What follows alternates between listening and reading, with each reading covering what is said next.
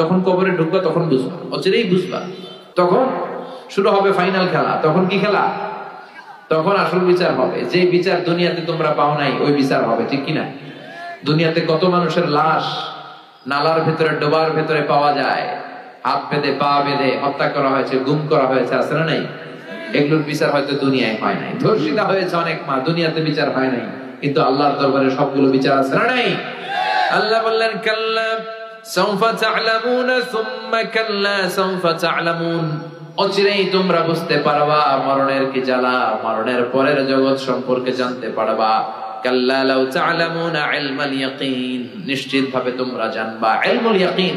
আইনুল ইয়াকিন, হাক্কুল ইয়াকিন। ইলমুল ইয়াকিন মানে সব মানুষ মরে, এটা আমি জানি, এটা ইলমুল ইয়াকিন। আর আইনুল ইয়াকিন মানে হচ্ছে মানুষ আমার সামনে একজন মারা গেল দেখলাম, এটা আইনুল ইয়াকিন। আর হাক্কুল ইয়াকিন নিজেই মরে গেল, এটা হচ্ছে হাক্কুল ইয়াকিন, ঠিক কি না? আল্লাহ বললেন লা তারাবুন্নাল জাহিম, সেদিন তোমরা জাহিম দেখবা। দুজকের 7টা স্তরের একটার নাম জাহিম, একটার নাম কি? আল্লাহ এই দুজক থেকে আমাদেরকে বাঁচাও। জোরে পড়েন আমিন। বিষ্ণু বলছেন আল্লাহুম্মা ইন্না নাসআলুকাল জান্নাতা ওয়া নাউযু বিকা মিনান নার। আল্লাহ তোমার কাছে আমরা জান্নাত চাই, জাহান্নাম থেকে পানাহ চাই। পড়েন আমিন।